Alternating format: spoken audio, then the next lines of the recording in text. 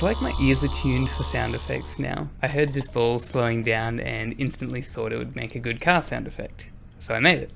I mucked around for ages trying to get the recording without the plastic rattling, and once I had it, I cut down the recording in DaVinci Resolve and reversed it in Audacity, adding a couple little gear changes to it by flicking it, and here's the result.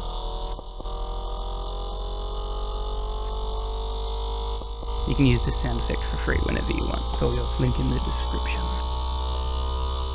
Bye.